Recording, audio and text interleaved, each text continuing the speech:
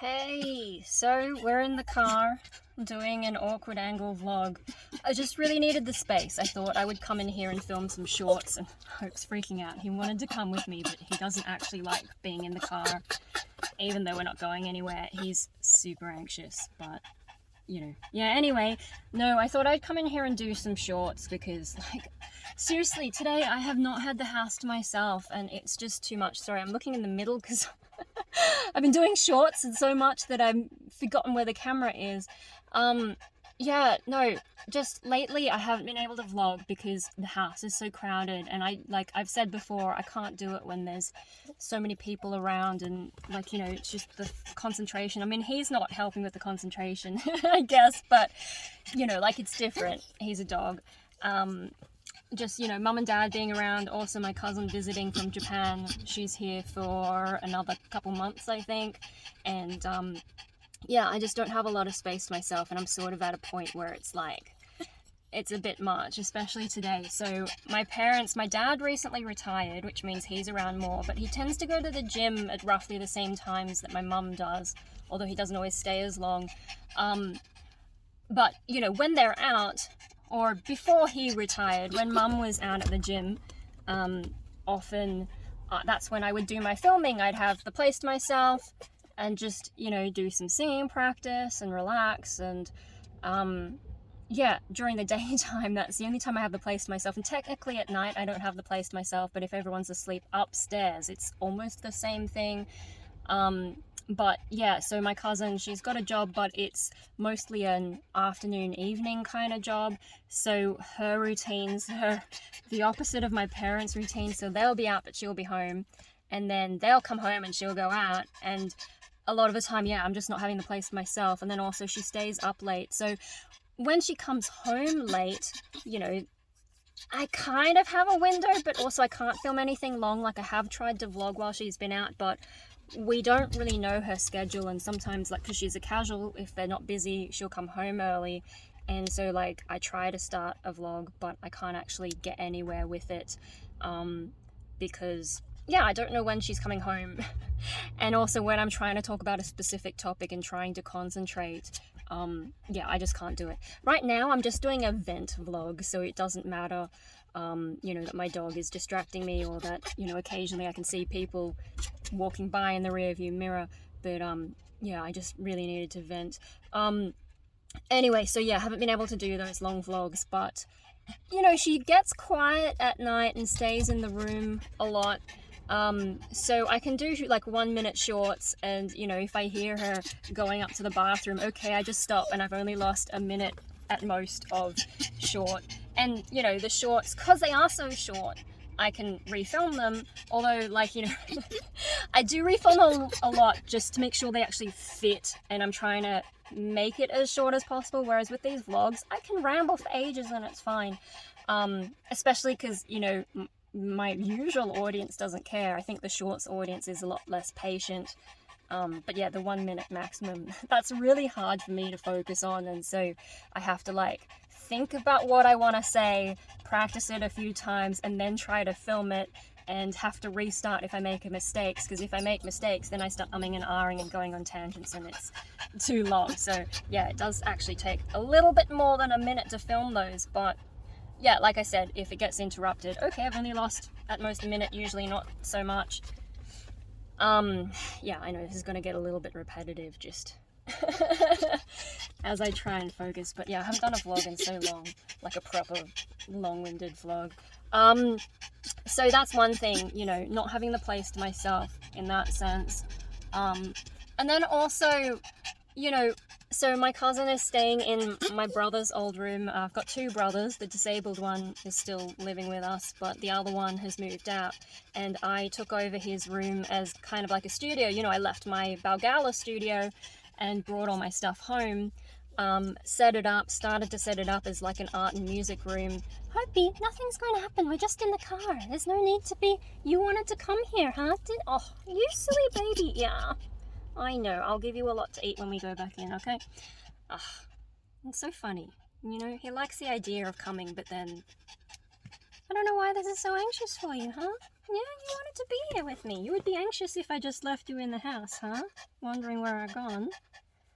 I mean, I suppose I could have just pretended I was going somewhere and used the other door, but you wanted to come. No, anyway, so yeah, she's staying, so I set up Dave's old room as like a art studio and also music studio, and I had almost finished setting it up, but there are a few things I needed to work out, like what shelves to put them on and what do I put in storage and so on, but I didn't get it finished. And yeah, so my cousin is now staying in his old room, and I was led to believe that I'd be able to use it when she's not around, but she's around a lot during the day, and also, like, she's put her stuff on every leftover shelf, which I guess is fine. I just didn't realize she'd have so much stuff. I guess she's staying for a few months, but yeah, so I can't finish, you know, putting things on shelves because they're all taken now. Every space that wasn't occupied is now occupied until she leaves at the end of June, I think. Was going to be like the end of August, and I'm like, oh my god. But no, it's changed to end of June, and I think that's set. I think she's actually got the plane ticket and all that, so but yeah, so also because she's in there, like, it just feels wrong for me to walk in and start doing stuff. Like, I did a few arty things early on, you know, sending a postcard to Solar Scribe Chronicler, and also I sent off that EP, but yeah, like, because it's kind of her space now, and I just feel like, and she, like, you know, whenever she's around, she, like, closes the door, which, yeah, makes me feel more like I shouldn't be going in there, and so I haven't even been in there just to read a book. Like, that was something before she arrived. I would go in, read a book, because it's got really good light. My room does not have good light for reading, you know, during the day it doesn't really get daylight, but that room does. And now I feel like kind of awkward because I was sitting on the bed to read, but that's kind of her bed now, and it just feels wrong to, yeah, take over. So that was my goal, to get used to the space, is just be in there and read, get used to being in there, and then do more art and music, like get myself into it, you know, because I've been so depressed. It's been hard to do any of that stuff. Oh my god, do you want me to let you out, or... I think he'll just stay in the front yard and wonder about me anyway, so... and, you know, I should bring him in here more just to get him used to the car, because we do actually have to take him out tomorrow. We got, like, pest control coming. Although I suppose, like, you know, we could walk all the way to the, like, you know, off-leash park, but it's a big distance. Maybe we're better off driving, but... I don't know, I should try and do more of the desensitization with him. Anyway, what was I saying? Yeah, trying to get used to being in the space, being depressed. Like, one of the reasons I left the art studio in Valgalla is because I was too depressed to keep up the weekly habit. But I thought, you know, if it's at home, at least I don't have to travel, and then I can just get used to being in the space, and then when I get bored, I'll do some art, I'll do some music here and there. But yeah, like, I didn't even have the room set up for, you know, I don't think I even had it set up for a month before it was already overtaken. And yeah, I mean, like, you know, she's family and that's fine, but it was just, you know, like, I was told things by my parents, and that's not how things turned out, and it's never how things turn out. Like, you know, Mum did the other day recognize that I haven't been able to do art since my cousin's been here, but, you know, there's no sorry about it or whatever. And yeah, you know, there's been other things with my parents as well. But anyway, so hey, did I finish that thought? Let me make sure I finish that thought. I can't use my art and music studio, and that sucks because, you know, I haven't been able to work. And if I can't do art and music, and then I kind of feel awkward about doing YouTube, like doing this kind of vlog, I had to come into the car just to get some space. Maybe I shouldn't have brought my dog in here. Hey, are you alright, babe? I could open a window for you, but a little bit. I just don't want you jumping out. I wonder if I should... Hang on, let me just pause. Okay, I let him out. I thought about opening a window, but like part of the point of coming in here was to get some privacy, and I can't have people walking around. It is getting a bit warm in here though, so I'll take off my hunting. But yeah, no, so haven't been able to do the art and music, and if I can't do the art and music, and I also don't feel comfortable doing the YouTube, apart from mostly late night. I've been filming shorts often after midnight, and then I stay up until 2 a.m. That's often after I've done the live streaming, because the live streaming is one of the few things I can do when people are around. I think with shorts, the reason that's awkward when people are around is because sometimes I have to redo it because I've screwed it up. Like I've started the thought, and then my brain has done the usual thing and gone, wait a minute! Other things, and I forget what I was trying to say, or I fumble over a word. Anyway, and yeah, so last thing I need is someone walking past my door as I say the same things over and over and over. Anyway, yeah, so can't do art and music, can kind of not do YouTube, although maybe if I come in the car, this is a solution.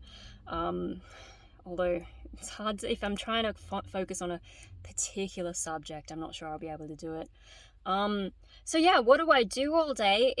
I don't even feel comfortable singing at home at the moment, not really, only sometimes when I'm in a particular mood, and so I spend a lot of time just watching YouTube and playing Neopets, and yeah, it's not good, and like I haven't been able to work, and I'm trying to do what I can to recover, but like, you know, the options, my hobbies, you know, I don't have a strong attachment to my hobbies, but the ones that I do have, like I can't even do them properly at the moment because it's just so crowded and I don't have my own space.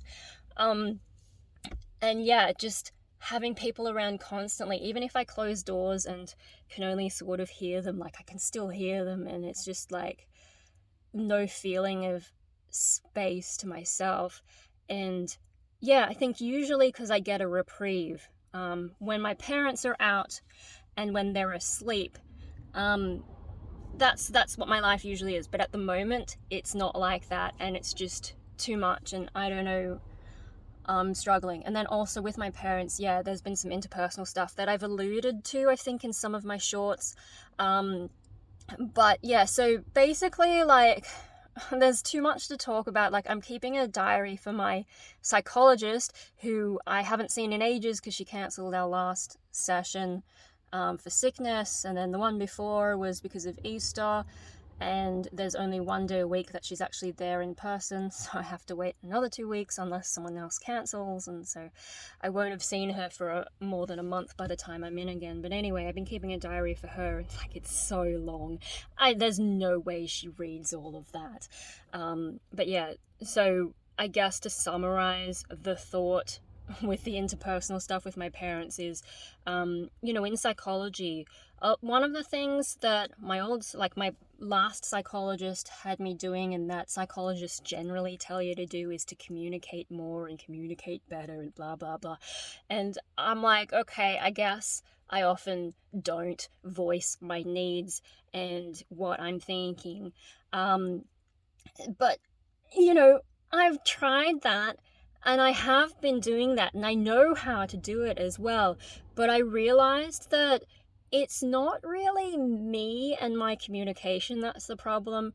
It's more that my parents don't really take it well when I, even just making a suggestion that, you know, they could take defensively or see as some kind of criticism. Even if I have a genuine suggestion that would benefit all of us, if they can see it as defensive, they'll go for that and I'll be attacked for it. And like, you know, I get it in the sense that they have their own issues, but do you have to take it out on me? And I think since my other brother moved out, you know, not the disabled one I'm still living with, I think since the other one moved out, first of all, he's not around to help with the disabled one so much, and that's been a gradual thing, because he was sort of around the house less and less and less, and it's like, okay, we get it, you're about to move out at some point, but he's not been around to help so much. And which, fair enough, because, you know, if you can escape this sort of situation, I've realized that, yeah, that's probably what I needed to do. I did try to escape, but my ex turned out to be a real dick, so Yeah, sadly, I could have almost escaped this shit in my life, except more toxic people. But yeah, no, he's not been around as much to help out. And then I think also, like, when he was here, when my parents had issues with us, sometimes they would take it out on him, but now he's not around, so it's always me. You know, I'm just getting more of the shit if they have an issue. Now, I think they do try with the idea that, yes, I've got mental illness, and so sometimes they'll take that into account more. And I think because I've been worse lately, you know, they've been a bit less demanding of me. But I've also lately just not been communicating, because I realize that's part of the problem. When I voice my issues, they, I mean, for one thing, don't have the emotional intelligence to be sympathetic. Like, there's no they're there, even. Like, fucking Sheldon is better. But yeah, if I say the wrong thing, yeah, they can get defensive, and I kind of feel attacked for it. And that's, I can see why the whole schizoid thing happened. It's not just that I have the glass child trauma, disabled brother, you know, being ignored because someone else has higher needs. It's also because of just how my parents, their personality. Now, I realize that that's been exacerbated for them, because, like, you know, they've always, I suspect they've always been low emotional intelligence people, but then you add on the disabled kid to look after, and suddenly they've got nothing left. And yeah, so that's difficult for me. And I can see that as a child, you know, I learned very quickly not to ask for stuff. And I mean, when I was a teenager, there were a few times where I tried to say something and just got shot down. And so yeah, I didn't do that. Like, I can actually remember writing a letter. I think at the time, you know, I went to an all-girls school. There's a hint of feminism, although it was a Catholic girls' school, so it wasn't that feminist. But, you know, I did sort of think maybe it's something to do with, like, the house being kind of male-dominated, because, you know, dad, two brothers, and a mum who isn't that feminine in emotional sense. I mean, like, you know, she'll dress up sometimes, but mostly not that much. And I thought, like, maybe it's something to do with that. So I think I wrote my parents a letter, something about that and how I was feeling. I don't remember how I worded it. And yeah, I'm not sure, but I remember, like, dad, I'd put it upstairs somewhere for them to read it, and dad got it and, like, apparently immediately tore it up so my mum wouldn't see it and gave me a good talking to. But I realize in hindsight, what I was really trying to get at is the emotional just fuckedness, you know, not having emotional support. I think that's probably what younger me was trying to get at. I can see why I thought it was a male dominated thing, because men in our culture tend not to be open about their feelings, and so that's probably what child me was really getting at.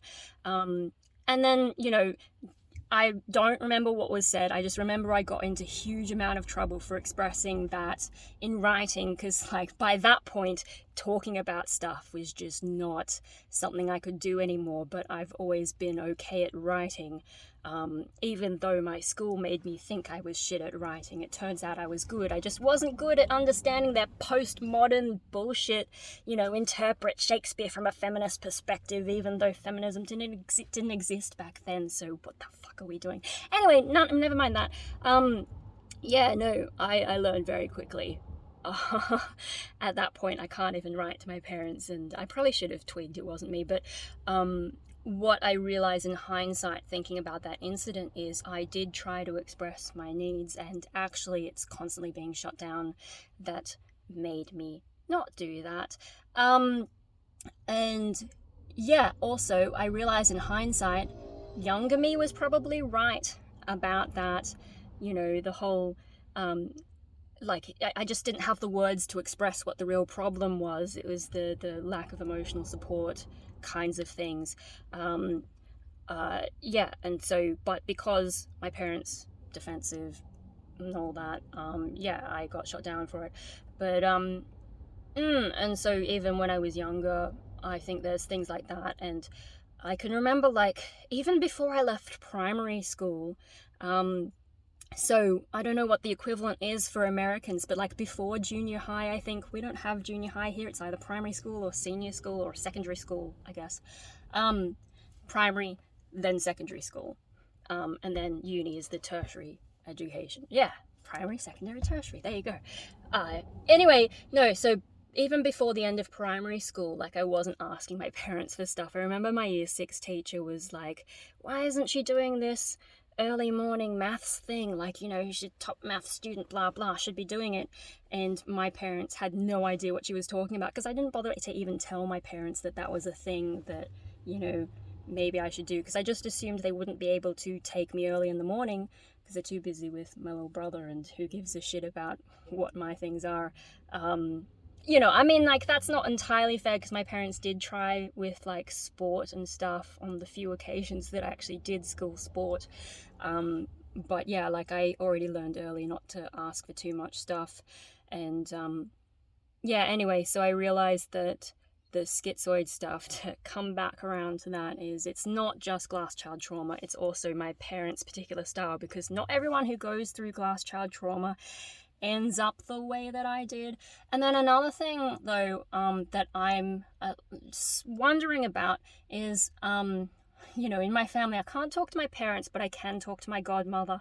Hello to my godmother if you're watching and haven't tuned out, but I know sometimes you tune out when I have a full-on rant. Isn't that so, like, my parents don't watch my YouTube, but my godmother does? Probably a good thing that my parents don't watch my YouTube, but like, if they had been different, it wouldn't be a problem for them to watch my YouTube, if that makes sense. Like, it's only a problem because of how they are and how the relationship has been. And, like, if things had been different, I wouldn't have anything critical to say. Yeah, anyway, no. So I was talking to my godmother one day, I think I'd been depressed, and, oh no, I'm gonna get upset. Don't get upset on camera, we haven't done that in a long while. But yeah, no, one of the things she said is even before my brother was born, and the glass child stuff started for me, apparently, like, I was always a little bit different. And what did she say? That I was always going to be marching to the beat of my own drum.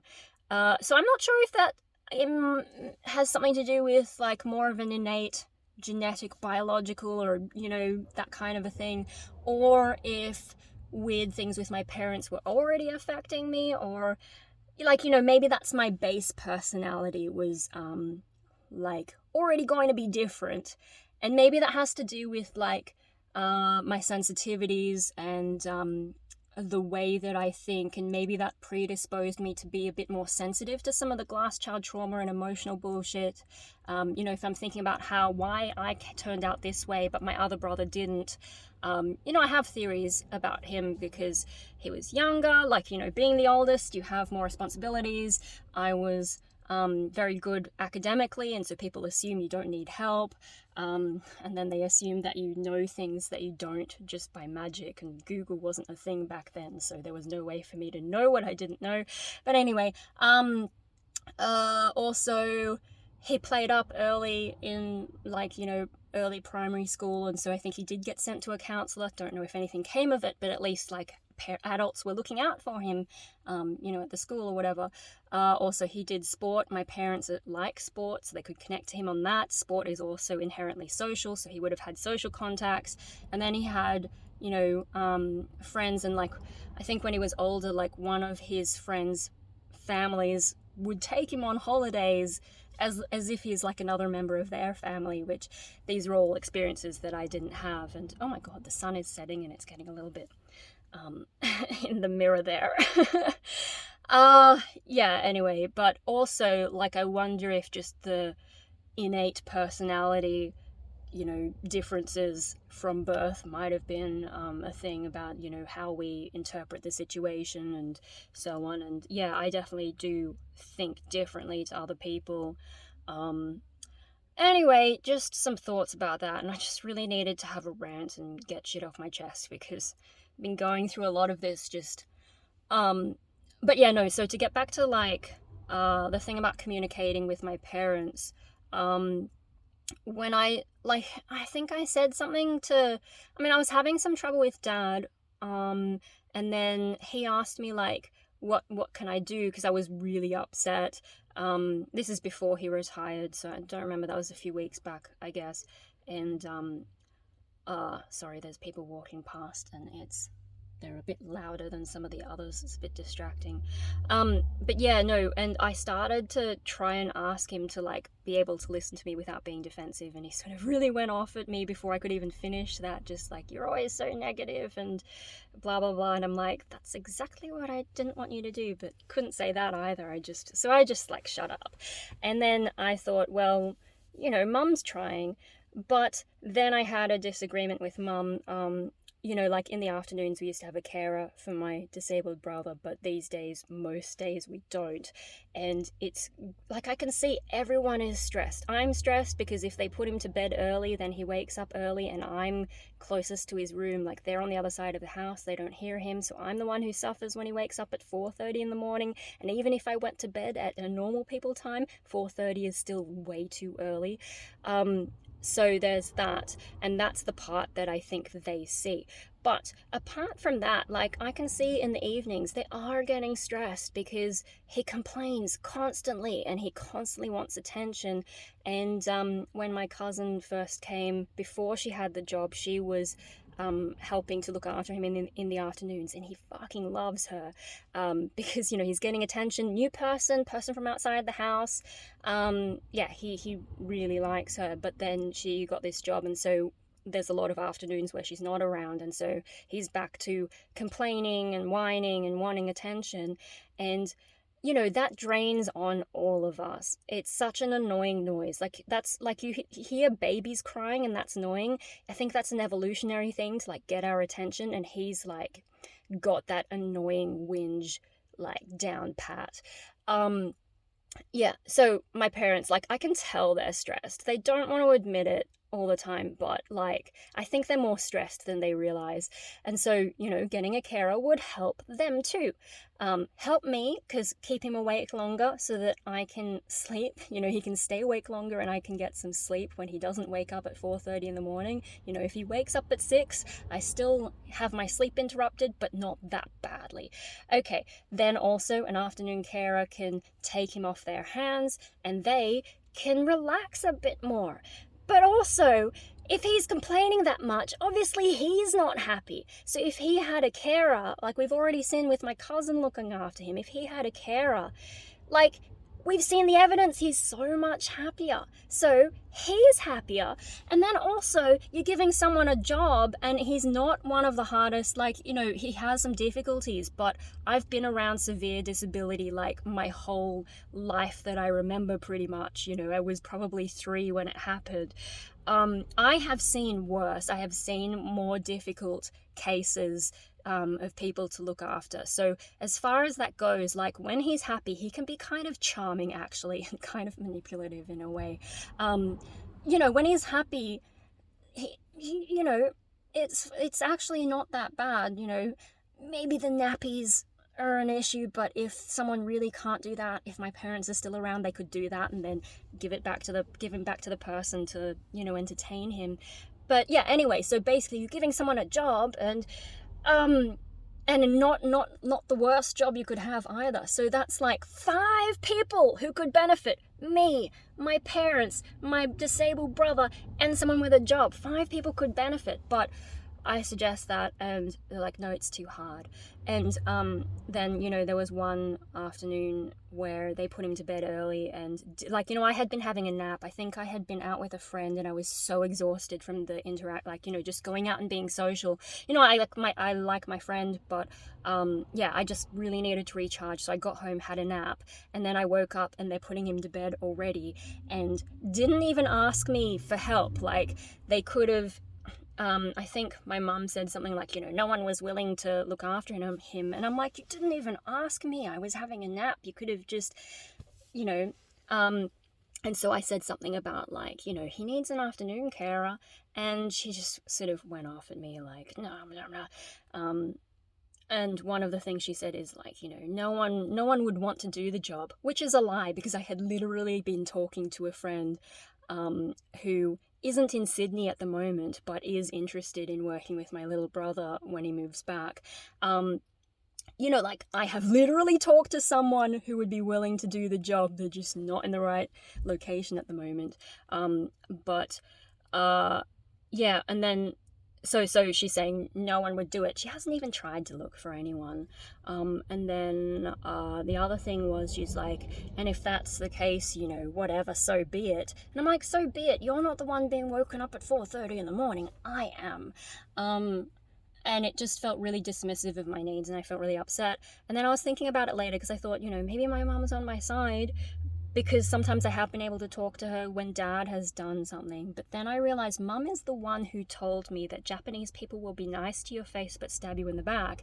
And I generally haven't thought that she would do that to me, but on the other hand, that's something that she believes. And so I'm like, have I been trusting her too much? And so then I would just sort of shut down to both of them, and they'll ask me what's wrong. Well, mum doesn't. She's always tended to avoid my feelings. Like, I could be crying on the kitchen floor.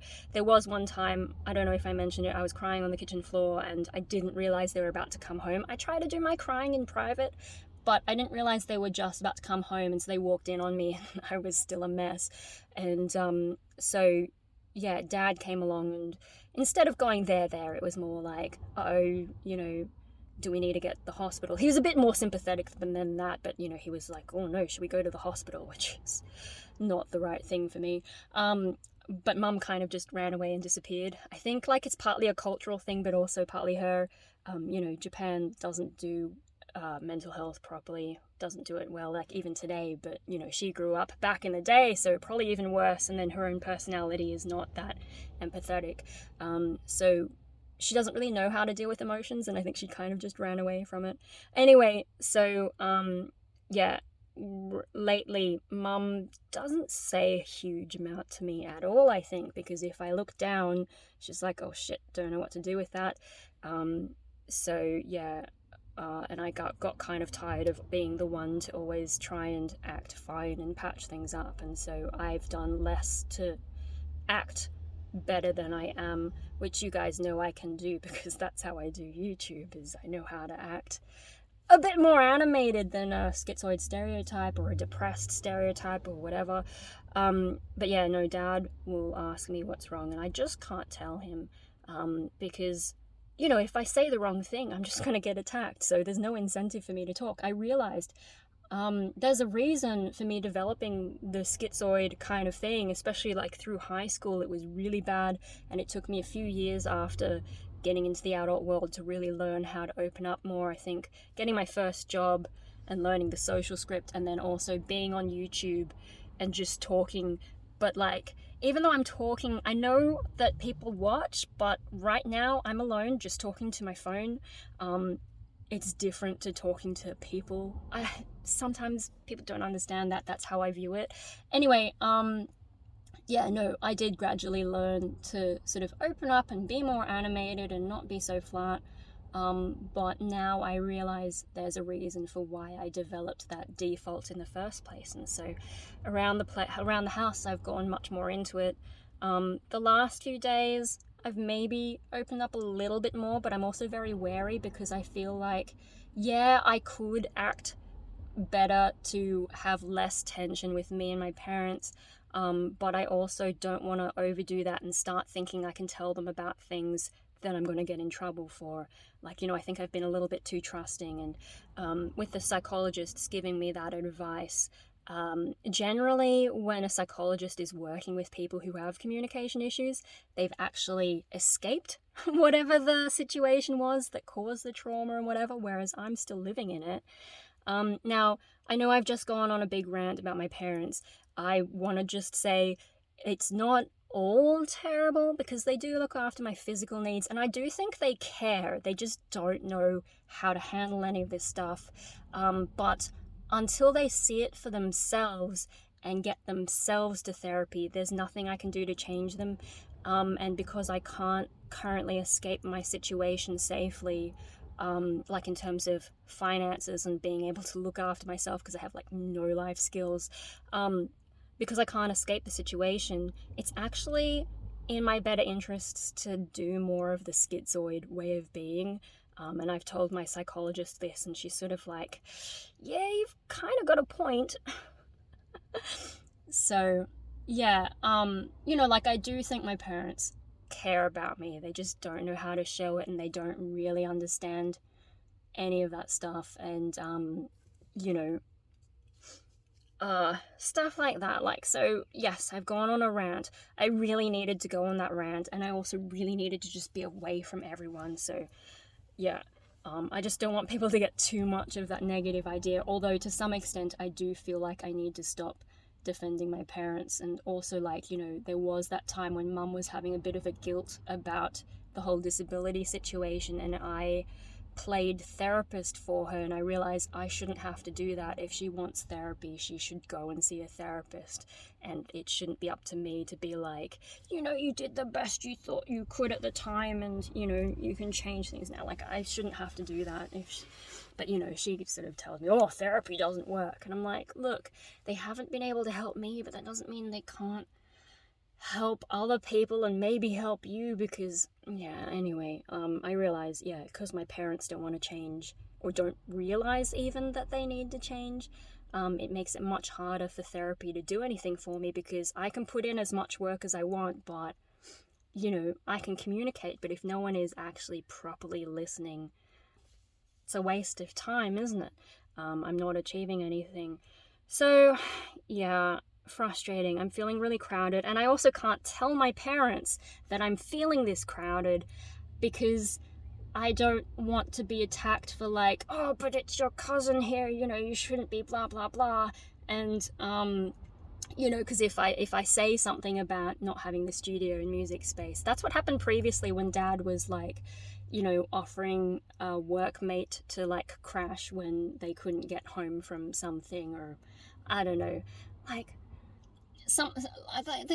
that company has so much money, they can afford to have a hotel for someone if they need it, and it turns out they didn't anyway. But like, when I said like I kind of don't want someone random just staying in this space that's supposed to be my space, has all my stuff and has all my expensive music gear in it, I don't want just anyone staying in there. I did get attacked for that, like, oh, but they're a work colleague, blah blah blah. I'm like, And so I know if I say anything about this, I'll be like, oh, but she's your cousin and blah blah blah. And I'm like, yeah, okay, but like, sometimes I don't even need anything to change. It would just be nice to have them listen and be like, okay, we get that's how you're feeling. I can't do that. It's always like, no, you shouldn't feel that,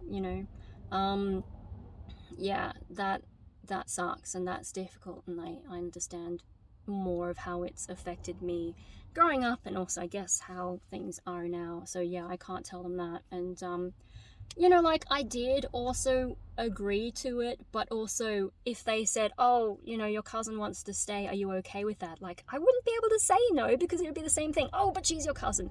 Also, I just want to say, like, my cousin is also like very sweet and all that. Like, I've actually had some good chats with her, and I was able to tell her about the glass child thing. Like, she listened more than my parents do, and also she picked up on how my mum lacks self-awareness. Like, she didn't use the word, I had to explain to her the word self-awareness, because she's still learning English, but she actually knows enough that we can find a way to get her to understand things, between us, like using Google Translate and finding other ways to describe things. I was able to communicate to her the concept of self-awareness, because she noticed that my mum will say that her mum does something, not realizing that she does it herself. And I'm like, yeah, that's because she lacks self-awareness. So we've had some interesting late night chats, and she's real hardworking, very clean, of course, because she's Japanese, but like the extent to how clean she is, that I don't know, like, she when she first got here, she was wanting to wash her towel every single day, which, like, this is Australia, we don't have that much water. None of us wash our towels every single time we use them. But yeah, anyway, so like, I'm not complaining about her or whatever, it's just like the way that the situation has played out, and the way that my parents don't really show interest in my needs. They probably don't even know that I'm here. I didn't say anything when I got the car keys. Like, technically this was meant to be the car that I was supposed to use to go to work and get around the place, except that I had, you know, a worse kind of a breakdown, and I haven't driven all year, actually. So this is the first time I've taken the keys and sat in here, but they didn't even notice me coming out. No one has come to check on me. Yeah, and I could leave you with a morbid thought on that, but I won't. I won't, and I won't end on that thought. But yeah, so I just really needed this space, and I really needed the rant, and that's why we've now hit 40 minutes, and God. Anyway, yeah, I think I might just sit here for a bit longer, just quietly. No, check the description for an update if anyone did eventually come to check on me. That's where I'll put it if it happens, but if there's no update, it'll just be that they didn't even notice I was gone. Yeah, like no one's tried to call me or anything. So that's how much my parents paying attention. And you know, you've got a depressed kid, you don't know how bad they are, and it doesn't concern you that they've just disappeared. Yeah, so they care, but not in a attentive parent kind of way, and that's how it's been forever. So anyway, yeah, YouTube is like the one hobby that I'm still managing to keep up in any form, and it does help in its own ways, but I can't do any art or music, and my life is just a mess, and work keep checking in on me, but I just can't do it.